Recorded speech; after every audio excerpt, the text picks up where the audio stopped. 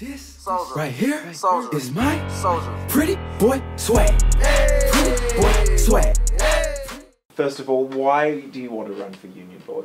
Okay, so over the past 3 years, I feel like I've gained a lot of experience within the union, both in my position as editor bull, on a number of club and society executives, as well as writing for a bunch of other publications. Obviously, Honi I've written for, and I feel like I just have a really good understanding of how the union works, the direction the union should be heading in, and I also believe that I am kind of a leader and have a lot of understanding and ability to govern, and I believe that's also integral as part of it.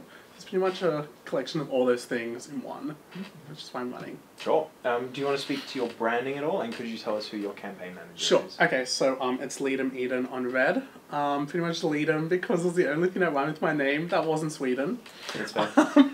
And we had some horrible other ones. My campaign manager is Whitney Dwan, Yeah. and so it's a road, pretty much heading upwards and not downwards, over a cliff, thank God. Who knows what lays beyond the horizon? Yeah. Cool. Could you speak to your alignment with political parties? Sure. Okay, so I'm not politically aligned at all. I'm not part of any political party or faction. Personally, I consider myself to be a left-wing person. In the past, I have voted for both Labour and Greens, so I would position myself somewhere in the middle, but yeah, I'm not part of any party or faction. Okay. Cool. So do you at the moment have any particular candidates who you feel close to or that you would share political views with? Oh, sure, yeah. Obviously, like you guys said, there's 13 candidates running, and that's like there's a lot of like options in a way. Lamise Hamuda is someone I share a lot with. We're both office bearers for the Autonomous Collective Against Racism, and yeah, we both believe that we need more like diversity and equality for people of colour and intersectional people throughout campus. So obviously, she's someone I consider to be share a lot of my ideologies. Also, Tiffany Alexander, Michael Reese. Marco shares a lot of my environmental and sustainability policies and ideas. But yeah, mainly those four. Shannon Potter as well, a few things. We're also good friends. But yeah, primarily those four, I would say. Sure. Okay, and has that spoken to how you feel like you might be preferencing people as it goes on? No, not yet. No, we obviously haven't had a preference discussion, and preliminary conversations haven't really happened with us yet. I don't know. Obviously amongst factions, potentially. A large part of my campaign is the fact that I consider myself a progressive independent candidate. I feel like when you speak to people now, they talk about like student politics. There's no longer student representation, and I want to kind of go back to that. Really want to go back to the fact that we are being elected because we're representing students. We're not being elected because we want to push the party line of a particular faction or political group. So for that reason, obviously, I feel closer to people who are unaligned and independent, but anything's possible really. As long as I share the ideologies and the vision for the union, I'm happy to work with anyone. Elections are run pretty treacherously. I think the idea of bringing them back to student representation is nice. But how do you do that within an infrastructure that rewards like partisanship and coercion on the day? Right. It's repulsive Yeah. at times. How do you reconcile that with your want for student representation? Sure. and So political push? I started at the very bottom. So as soon as we got our campaigners, we all sat them down in my apartment, and I pretty much said, look, I'm running. I have no interest in being a politician. This is not like a stepping stone for me going anywhere. I want to be a journalist. There's really no, I'm not getting anything out of this at all. And I pretty much said, I'm not part of any political party. And to be honest, I don't want to name names, but there are a few people running this election who do not have the experience. They really don't have the experience. They don't have a strong vision. They're running because they can, fundamentally. They have the votes to get them up. And I have a real issue with that because there are so many amazing candidates running who would be amazing on the board. They might not have the support that a particular faction can give them, but I believe these people should get the position first. So just going back to that, so I pretty much started with my campaigners saying it's going to be independent. We're pushing against this kind of Labour Liberal kind of all these parties pushing for spots. And from there we want to work, when we campaign, we want to work towards informing people that I'm an independent candidate. There are lots of independent candidates. There are also lots of political candidates, and you need to think, are these political candidates actually representing what I want, or are they just representing their own interests and the interests of their party? And so I think it's important to start inwards and then move outwards. So I have like had a few discussions with the other independents about this, and I'm like, we should be not pushing it as like a policy like we're independents and everyone else is treacherous, but more like we are independents, that we're getting nothing out of this at all. And yeah, starting inwards and moving outwards, because hopefully it can spread and it can be more like this. We want to make a student representation again. Let's all try and get amongst it, and then take away the student politics of it. So once you're elected, then if that's, I mean, it's not. Forgive me, I'm not entirely across this. I don't know that it appears in the statement, but I think it's a laudable mission to bring it back to representation. Yeah. What sort of reform, is that the sort of thing you'd like to push with reform and policy once you are on board?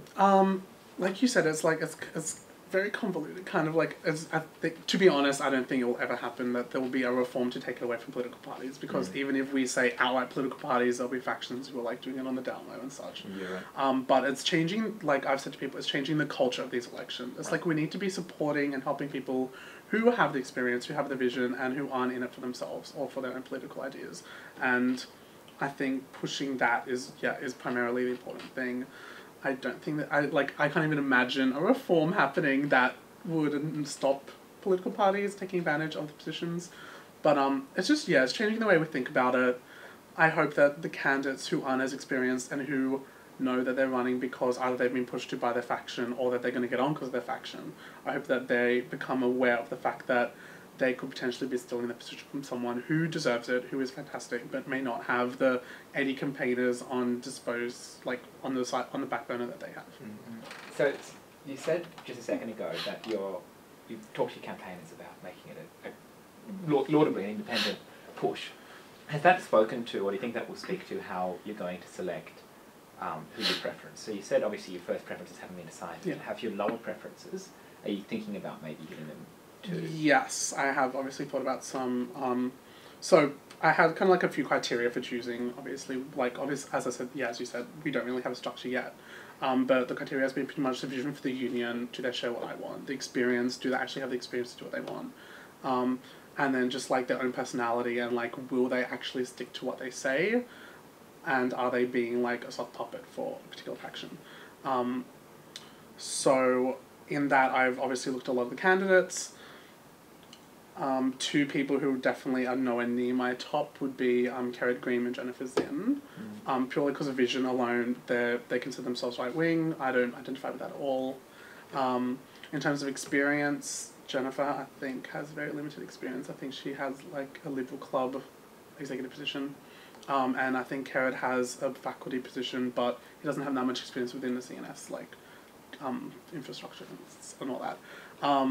And then as who they are as a person, Jennifer Zinn is fantastic. Is like a lovely person, but I don't think that she will push very hard for the policies, and I think that she could just being put up because she can.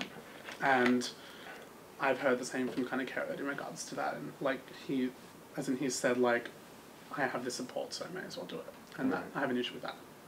So those are my two lower ones. Everyone else is obviously bunched up, and but yeah, those are the two primary ones going at the bottom. Sure.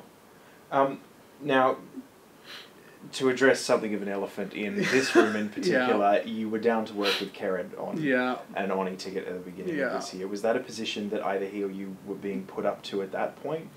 So, pretty much, yeah. So I've been kind of keeping this for this interview primarily. I'll just like go through what happened, because a lot of people have asked, and a million stories are going around. So primarily what happened was I had heard that there was a team running. I did approach this team, Dominic Ellis and Peter Walsh at the time, saying I was interested in running because I had been Bull editor, I had been a critic for filming at the time, and I was writing for 4 other publications. So I was told by them that they had already had a full team. That was fine. I was intending on working with another team that also fell through. So then I decided with 2 other Bull editors to start our own team. So that was happening, and then there was a lot of like personal issues that were happening. Like someone didn't get an honours course, so they obviously couldn't do it anymore, and then it's just kind of going everywhere. So then we dissolved that ticket, and then by this point, because obviously your guys' ticket was kind of aligning more with like the grassroots and the indies, we were kind of aligning with Labour, and then so by the time we kind of dissolved the ticket, we were like in a bit too deep, and they were fundamentally like, look, it's too late now, you're gonna have to do something, and we were like, oh, like what are we gonna do? So Labour ended up pushing us into making this ticket, which I think in retrospect no one ever believed in, really. I had only known Whitney on that ticket. Yeah. I had never met anyone else on that ticket before. So then that's when I met Shannon Potter, Kerry Green, and all the other people. Sure. I think like we did have an evening where we talked about what we could do with Honi, and we thought it could be kind of interesting to have like a lot of conflicting perspectives. Like Karen and I are like always arguing about stuff. And we were like, it'd be like cool to have like a page where it's like it's pretty much like the two opinions conflicting. Mm-hmm. And so we kind of got amongst it, and then there were obviously another bunch of personal issues. My grandmother died, a bunch of other things, so we had to end up solving it together. Right. So I did not know Carrot before that, or Shannon before that. We were just kind of like cobbled together at the last minute as a campaign. And that's fundamentally what happened. I think, it's kind of good to clear up the fact that a lot of people think that I, like, started this ticket and I knew all these people who I put together, which I did not know them at all. And it was very much pushed by political motivations for other people. Sure. It's good to have the whole narrative. It's widely known that that Alicia is running for board president. Right. Contested, as I understand, by Liv and Ed. Okay. Given what happened with Swag, and I understand Alicia had a hand in it, where does that place you in the event that you're elected in terms of thinking about votes for executive positions on board? So obviously right now I'm just focusing on the campaigns. Haven't Sure. even looked at like ahead of who to vote for. This is the first time I've had the full list. Oh, right. Who's I don't even know if that's precise or exhaustive. Yeah. So speaking to that, prior to this campaign, I spoke with Liv and Alicia just about like running an election, how to get through it. I was scheduled to meet up with Ed. I think we're meeting up next week. So I don't really obviously have a preference yet. Sure. As I said though, a lot of my ideas are about keeping the union independent. Okay. And for that reason, I would say right now I would side with Liv. Of course. I've also spoken to her about her vision, and we share a lot, and I believe she's someone who I think is a really good leader.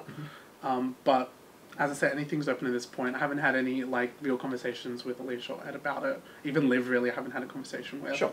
But right now I'd say leaning towards that way. Okay. Cool. That clarifies a lot for me. Was there anything that either you wanted to extend with that or shift? No, I think we'll shift it a little bit. We'll keep it in the future a bit, and we'll imagine the happy instance where you are elected. So a lot of people a year ago said they'd never seek Senate-appointed directors' votes to take executive positions. Obviously that wasn't true. Yeah. Can you say conclusively now that if you end up running for executive, you wouldn't seek their votes? Yeah. Yeah? Sure, yeah. As we said, that's in like a future, so I can't even like imagine me approaching anyone about any position. Yeah. But yeah, I do have a big issue with approaching Senate-appointed directors. I don't believe they're as informed, and that their interests aren't necessarily aligned with students, therefore they're not really student representative votes. So I have an issue with that. So yeah, I would not seek out their votes. Sure. Yeah. And to that end, how do you feel about the power balance between student and non-student positions, particularly on the board and within the union more broadly? Yeah, so so as I said, I have a massive issue with Senate-appointed directors on the board. I feel like it is, like, to use a bad word, unfair that they get to vote, because really they're not part of the student body. We haven't elected them at all. They probably don't even know what the union students actually want. From my understanding, a lot of the current board directors are also critical of the Senate-appointed directors, which I think is a good thing. So clearly there is kind of like a power balance there where they have the power, but everyone else on the board acknowledges that they aren't really doing the right thing. But obviously in the past, as you said, people have sought out the votes because they can, which is unfortunate. But I would push for getting rid of the Senate-appointed directors if I got on. And I would, definitely not take their votes and try and push them out in a few words. There are a couple people who want to do the same. Yeah.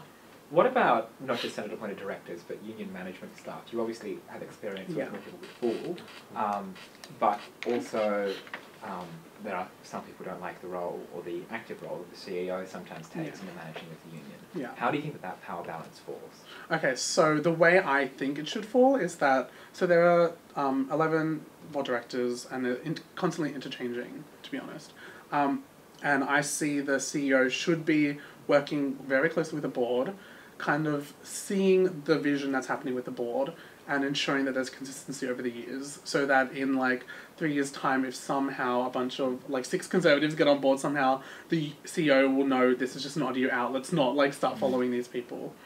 And then I also believe that he should be working a lot with the board to ensure that everything in the union is going as the board wants. I don't believe that he should have particular power over the board. He shouldn't be telling the board what to do. He shouldn't really be arguing with the board, especially if the board is unanimous in a decision. I hope the CEO wouldn't go against that choice.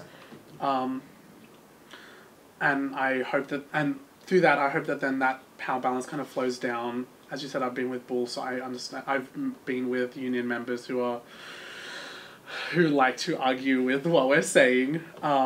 And so through that, I'd like to see that everyone would soon acknowledge that the board directors, they do know what we're doing. I think they also think that because we're students, we don't know what we're doing. But I want them to know that we are confident in what we're doing. All the students within the union, like in any position, they're confident with what they're doing. And their position is to help us. It's not to be detrimental to us or to ignore us or to go against what we're saying. And so I think by fixing the relationship between the CEO and the board, it can flow down through the whole union. Okay, and what do you see, to what extent do you see there being a role with talking to the university more broadly? So, and this may be far too niche, but a few years ago, during the very start of the Tom Rowie saga, Andrew Woodward got caught out sending emails to and from Michael Spence, basically talking behind Tom's back. Yeah.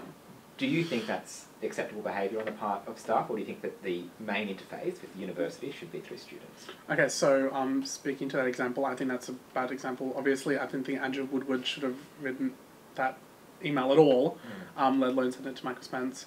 I do believe there has to be dialogue between them so just everyone's on the same page fundamentally, so they don't think... I think a lot of the time there's not that dialogue, so there's like a bit of tension between the union and the university about like what's going to happen next and like all that. So ensuring that they are working together. However, like that example is not a harmonious working together. That was a bit of a stab in the back, as you said. But yeah, like we are the union for this university, so it's pointless us looking at each other as two separate bodies that are not going to work together ever. We need to start working together more and build that relationship.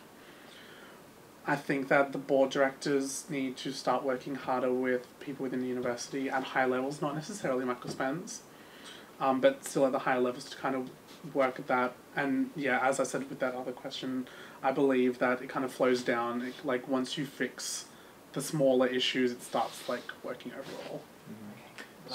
Speaking of two groups that never seem to work together, the relationship between the USU and the SRC is less than ideal, given the degree to which their objectives, intuitively at least, overlap. You've had extensive involvement in both, and a couple of candidates have talked about attempting to bridge the gap, for all that it's without proper precedent. How would you, if at all, like to see the USU engaging more with the SRC particularly and other groups on campus? Yeah, so a lot of my policies are kind of like going between the two. So I have like a student party team, which how I envision it happening is that there's members of collectives who kind of consult and work with the marketing and communications department to ensure that there are parties which obviously aren't discriminatory, are like safe, a whole bunch of other things as well. So like that's one way I envision it happening. I also have the policy about the community garden, which I imagine working with the SSC to do. I think the SSC does an absolutely fantastic job at welfare and representation of students in the way that the union doesn't always do that. And I think we should really utilise it by working hard with them because they know what they're doing. Like it's pointless for the union to start their own women's collective. Like there's already one that is perfect, so we should just start embracing them and putting them together.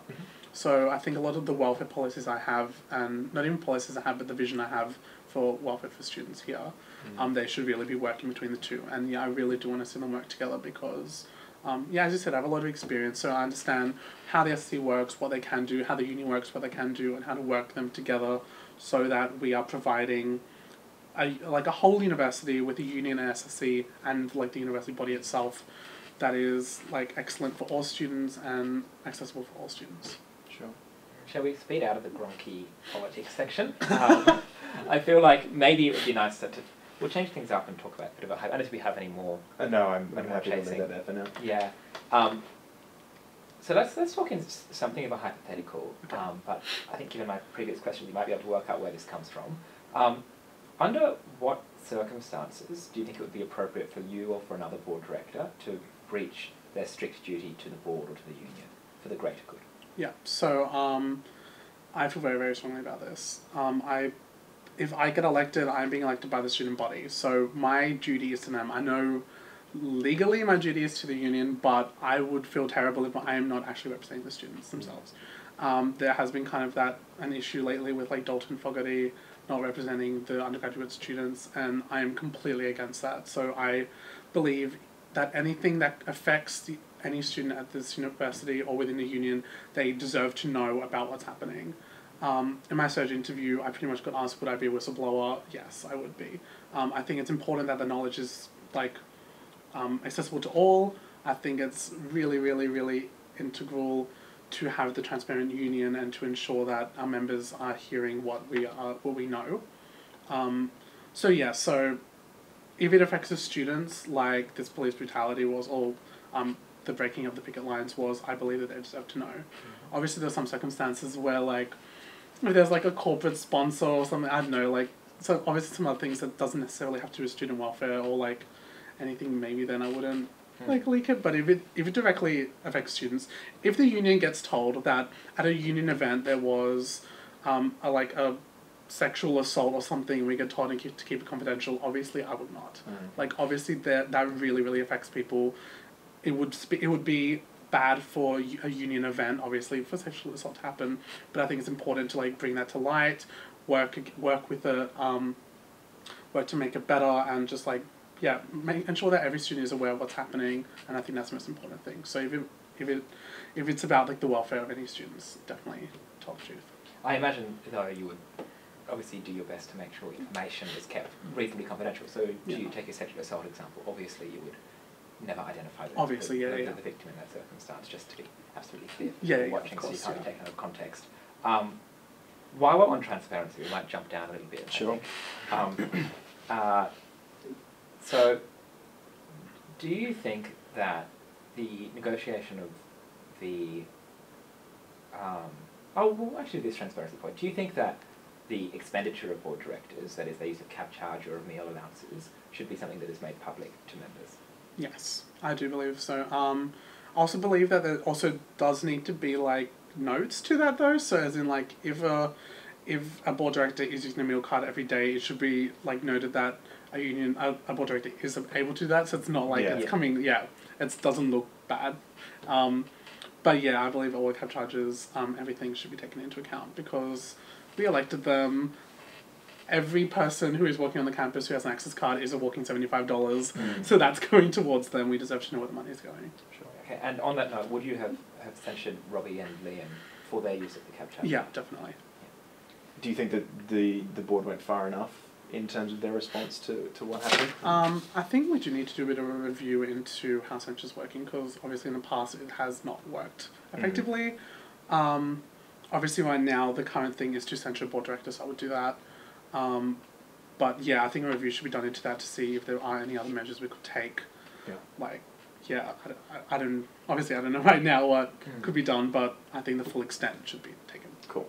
Okay, and so one of your transparency policies is videotaping of meetings. The problem that comes up with, I don't know how many board meetings you've been to. I try and avoid them like the plague because they are incredibly boring and difficult to decipher. How do you rectify the problem with getting information to people on the one hand and that information being incredibly difficult to decipher on the other hand? Okay, so yes, I have been to a few board meetings. I haven't really heard anything like kind of you describe as in like I've heard a lot of discussion, like for example like discussion about BOSOC or such. So I'm more about transparency of that discussion being like shared. Than say like the facts or figures. Obviously I understand that the board, like they close a room when they're talking about confidential things, obviously we would have to turn off the video camera for that.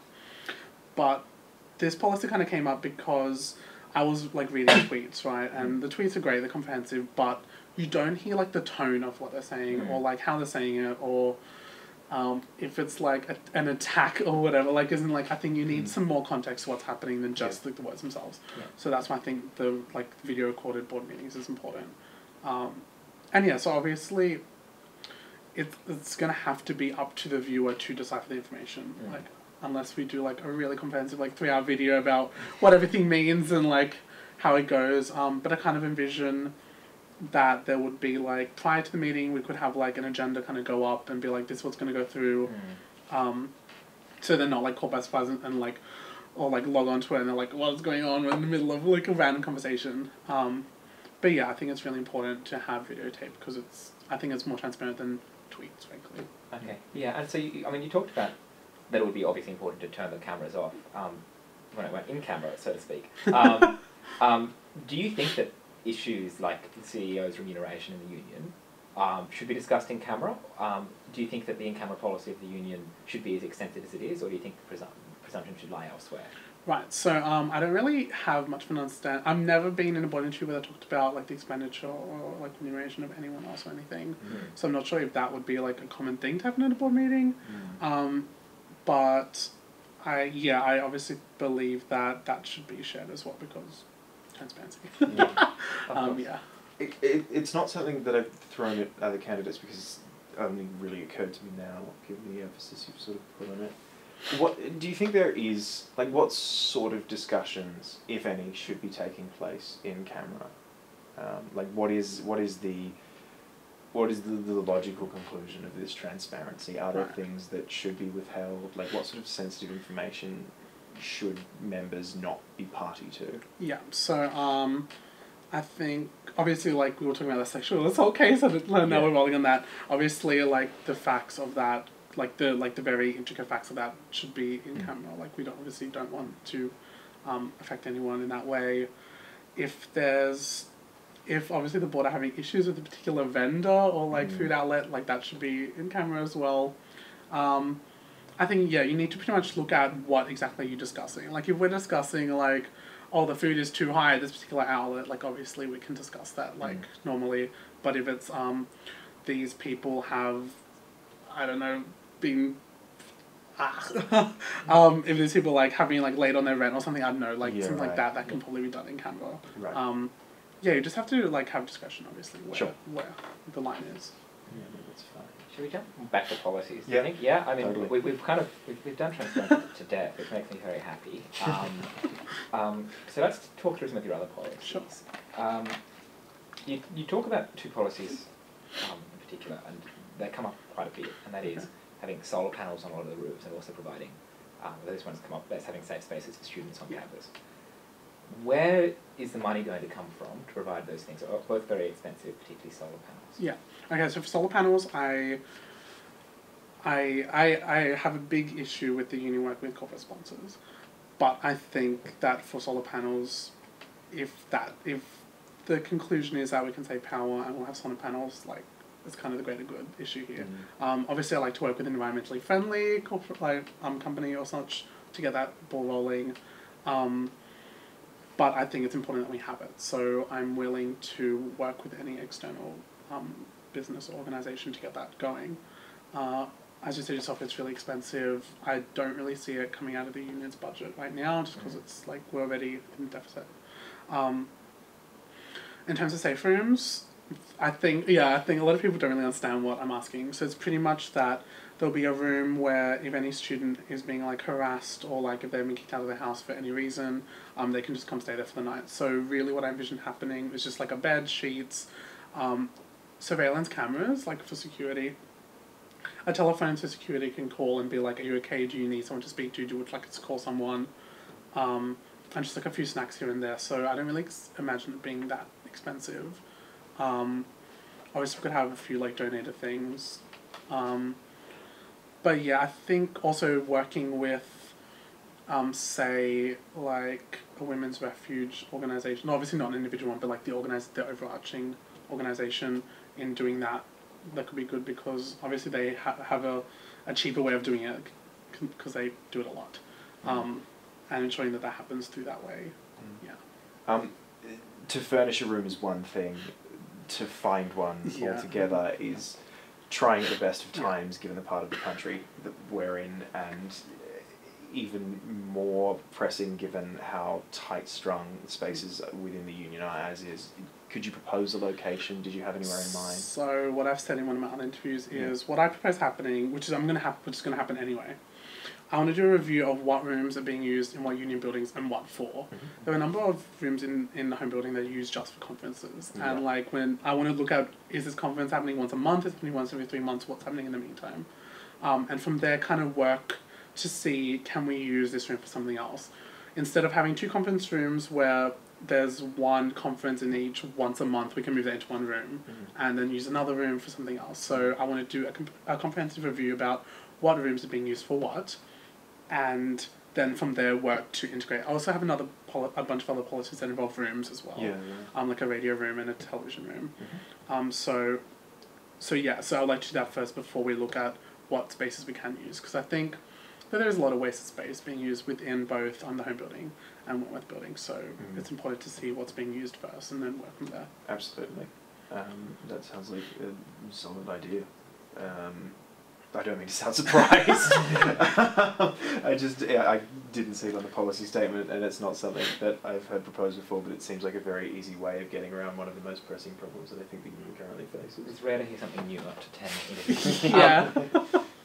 So, speaking hypothetically, imagine there was a position available that you could take through affirmative action, for instance an agricultural one, or just an autonomous position. I mean, would you be willing to take the former of those 2 positions? I suspect the latter would be more obvious.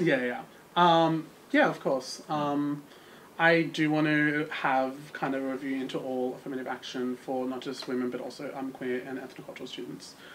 I think it's really, really important, and one of the reasons I really wanted to run was because last year there were 5 students who got up and none of them were people of colour. And so the ethnocultural portfolio that BB had looked after last year had to go to her again because there was no one to fill it, and like, to be frank, that's bullshit. Like, that is so wrong. Like, that would not happen if there was if there was no women on the board. Like, that would absolutely not happen. So I have a huge issue with that. I think affirmative action is really important. Also want to do a review into it, if I get on. If I get on, I just want to reevaluate everything the union's doing. I think that queer seems pretty, like, going pretty well. Like, over the past few years, there have been a lot of queer students. This year, not as much, strangely. Obviously, this year there are 3 people of colour running, unlike last year was only 1, so it's kind of going on and off, but, like, pretty much a comprehensive review of what's happening, who's getting on board, and I would definitely take it if there was an affirmative action position.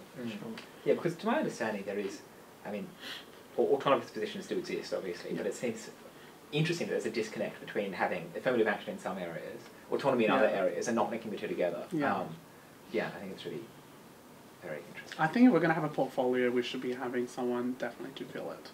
So it seems, Okay. What do you think the most important program the USU runs is? Okay, so definitely clubs and societies, I'm sure everyone said it. It engages the most amount of students. It gives every student an opportunity to be part of something that they like and that they want to be involved in. We have hundreds of people on executives. They're getting lots of experience and training for it.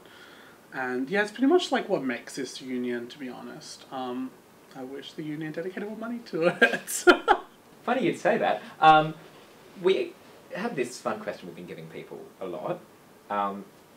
If you had to cut $1 million from the union's budget, where would you make the cut? Okay, so I'm sure everyone's already said this as well, but obviously cutting across the board would be the smartest thing to do. Even though clubs and societies does already kind of get a lot, obviously. That is something that's thriving, and that's something that's important to the union. So across the board, probably get in trouble for saying it, probably a bit more cut from debating than anything with 11% of the budget. I think that's a pretty safe direction to try and prune in, given your ideology and policy objectives. It's good to commit to something, but sorry, I didn't mean to cut you off. But across the board in general, we obviously don't want anyone to lose their jobs, don't want to cut any funding from anything. Across the board is the best way to do it. Okay. So, speaking of cuts, there are rumours that the USU is looking to get rid of the CNS committee. What? Now, that may not be happening, that's rumours, as they are always rumours, but let's imagine we're in a world where that is happening. Okay. And the power is now going directly to the board rather than to the CNS committee. What do you think the role of the board is in intervening and approving or rejecting societies on political reasons? Okay, so that's a huge question. Yeah. So, like I say, this is obviously based on a rumour Yeah. that may or may not be true, Yeah. but given it may be something you have to deal with, then you can. Yeah. I think the CNS committee is obviously something that's really important. I think that it is kind of like that in between, so not every society issue has to come to us, comes to the board. So I think the board does have a position to veto clubs and societies that have issues with politically. Obviously less on a personal kind of personal issue and more on like a representative issue. So I think like the objections to Bostock was like a good objection on behalf of all students. It wasn't just a political thing. But I don't believe that all clubs and society issues should come straight to the board. I also think it's important because a lot of students are getting experience with CNS, and it's a great committee. Obviously they don't like meet up that much or do anything necessarily too hard, but the fact that they're even doing it is a really great thing. So yeah. Do you think there's a problem in the fact that the committee is appointed rather than elected? No, I don't see an issue with that. Sure. I'm obviously like, I compare it to Bull because I got onto Bull like through appointment. I don't have an issue with that necessarily. I do want the board directors to start choosing people who aren't necessarily involved a lot of the time. Right. I don't know how that will happen, but a lot of the students who are running for these positions are already involved in the union, and we're not giving the opportunity to some students who like this will be their first interaction or like their first thing outside of club and society. Yeah. So I think that appointment that way is a good idea. If we were to have an election, obviously it would be the same kind of hacks getting up every time and not a wide reach of people. I know it's not quite in the same institution, but I think that might have been what they've done. Forgive me, they've all rolled into one to a degree. Was it you saying that you knew one of the Verge directors this year? No, but I also do know both of them. Yeah, fair. I think they're relatively fresh faces. Yeah, it's yeah, nice yeah. to see that they're being Yeah, they're really, really great girls, yeah. Wish them all the best. To jump back a little, there's definitely in the post-compulsory student unionism age an obligation for the union to provide services. How do you think provision of services interacts with the political, like, unionised elements of the union, and what sort of a space for activism do you think there is as a board director? I think that the board does have to take an activist stance on a lot of issues. I think it would be wrong for the board to say not have an opinion on the deregulation of universities.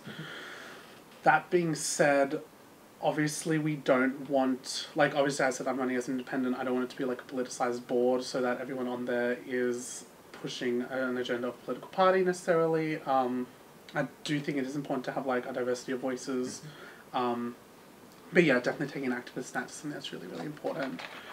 Especially, as you said, like after like voluntary student unionism and all that, we need to get people involved. Like in the way that we also need to get them to join the union, we also need to get them, we need to push them to get involved into like current affairs and what's happening in the political world. Cool.